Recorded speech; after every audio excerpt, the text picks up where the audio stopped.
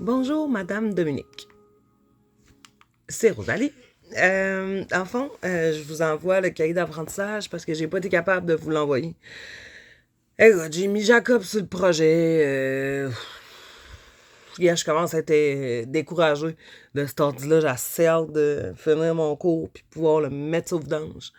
Bref, pour tous les cahiers d'apprentissage futurs qui s'en viennent, je vais vous les faire par vidéo parce que ça va être ça va être plus simple comme ça.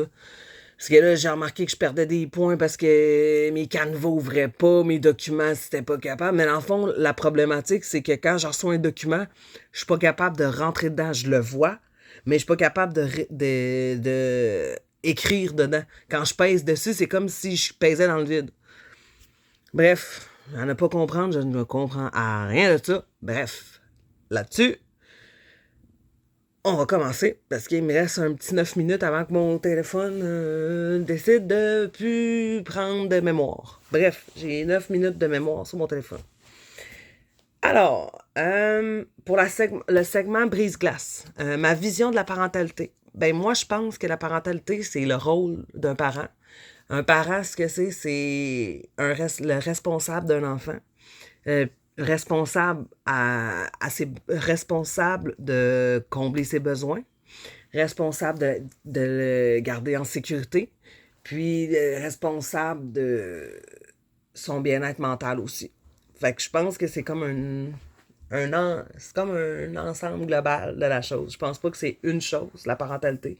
Je pense que c'est un groupe d'éléments qui fait que on est un parent. Moi, personnellement, j'ai pas d'enfants, mais je vis avec mon conjoint qui a des enfants. Puis, la parentalité, je veux dire, ça reste la même chose que tu sois avec la personne, que tu sois avec le père ou la mère de tes enfants, ou que tu sois séparé, ou que tu sois peu importe la situation, peu importe le style de famille, je pense que la parentalité, c'est automatiquement quand il y a un enfant à charge, puis qu'on doit combler les besoins de l'enfant, puis que c'est notre responsabilité, on devient plus juste son titulaire, mais son parent. Parce que aussi, euh, moi, je pense que les parents auraient besoin de soutien, euh, surtout au niveau les papas. Pourquoi je vous parle de ça? Pas juste à cause du balado qu'on a écouté, mais moi, mon père, depuis que j'ai 7 ans, c'est mon père qui m'élève. Puis, je crois que s'il y avait eu de l'aide, mon éducation n'aurait pas été pareille. Dans le sens où que on y va avec le meilleur de nos connaissances, sauf que des fois, on n'a pas les connaissances, fait qu'on y va comme par logique. Comment nous, on fonctionnerait d'après notre éducation, d'après nos valeurs et nos croyances. Mais je crois que s'il y avait eu un groupe de soutien pour les pères qui sont tombés monoparentales du jour au lendemain, je crois que, de un, mon père aurait été le premier utilisateur de ce programme.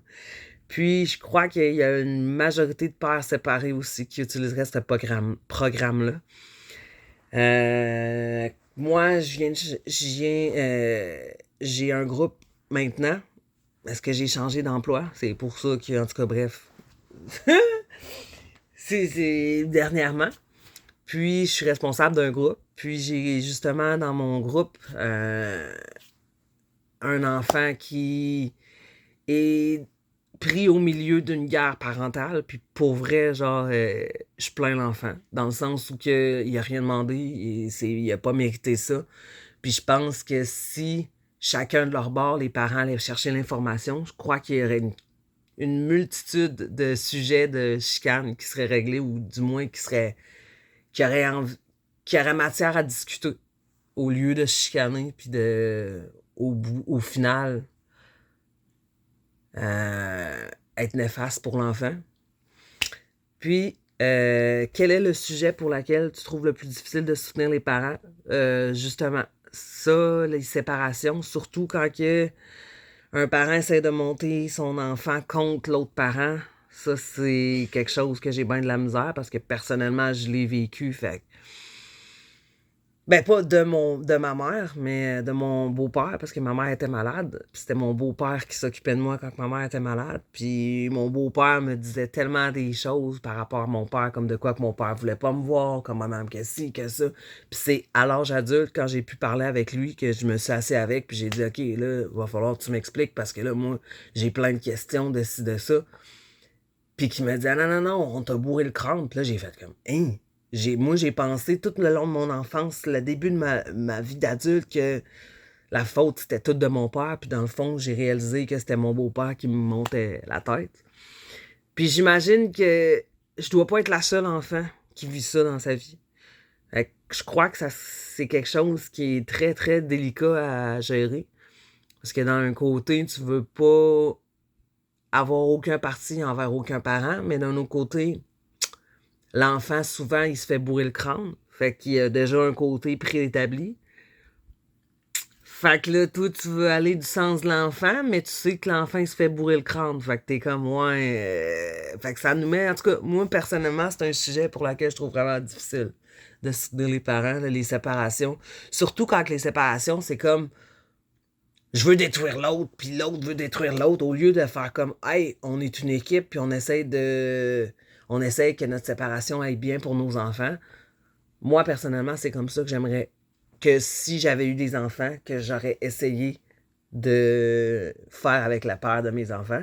Mais, tu sais, je veux dire, on s'entend qu'il y a des parents qui sont pas réceptifs, il y a des parents qui sont pas ouverts d'esprit, tu sais, il y a comme plein de choses qui rentrent en ligne de compte, fait que j'aurais pas pu prédire l'avenir, mais j'aurais aimé ça que ça soit comme ça. Bref, pour l'autre question. Y a-t-il un type de parent avec lequel tu es le plus à l'aise à communiquer? Ben moi, c'est sûr que les parents qui sont... ben, officiellement, les parents qui sont d'une nationalité autre viennent plus souvent me parler. Parce que veux pas... j'ai comme le physique de l'emploi. Puis, en tout cas, moi, je crois que les parents qui sont présents avec leurs enfants, j'ai vraiment plus de à l'aise que, tu sais, le parent qui vient porter son enfant à clôture, puis c'est comme salut, bonne journée, puis qui s'en va, même pas de salut, bonne journée à l'éducatrice, tu sais, j'ai un peu de misère, mais moi, des parents sympathiques, jovial, social, que- puis quel était le souci de ce père quand il est devenu père? C'est le stress financier. En tout cas, ce que j'ai su comprendre, que c'était sa préoccupation première quand il est devenu père, quand il a su c'était quoi être père. Le stress financier. Après, le stress de savoir si je suis meilleur que l'autre parent. Est-ce que mon enfant va me comparer avec l'autre parent? Blablabli, blablabla. C'est un ensemble de choses. Pourquoi est-il important de valoriser les compétences parentales? Ben, je crois que c'est important parce que ça valorise la confiance que l'enfant a envers l'éducatrice. Puis c'est plus facile de faire des interventions après. Après, en tant que milieu de garde, comment peux-tu y contribuer? Ben, c'est sûr qu'en faisant des agendas. Puis tu sais, pas juste genre des hey, bonne journée, belle journée, on a fait telle chose, puis bien manger, bien dormir, puis bonne journée. Tu sais, il faut aller un peu plus, il faut creuser un peu plus loin, il faut aller voir ce qu'on a fait dans la journée, nos intentions éducatives, nos ci, nos ça. Tu sais, c'est. L'agenda, ça sert pas juste comme à parler aux parents, puis hey, salut, ça va, bonne journée. Tu sais, c'est pour informer de ce que nous on fait auprès de leurs enfants. En tant que milieu de garde, cette écoute a-t-elle changé ta perception du rôle des pères? Non, parce que je l'avais déjà changé, parce que moi-même, j'ai vécu vivre avec un papa. Fait que je sais déjà c'est quoi avoir un père puis ne compter que sur son papa. Fait que moi, j'ai eu un père qui a le rôle de maman. Fait que c'est ça. Fait que pour la prochaine séquence, pour évaluation formative du cours, je vais vous renvoyer une autre vidéo. Donc, bonne journée. Ben, à tantôt.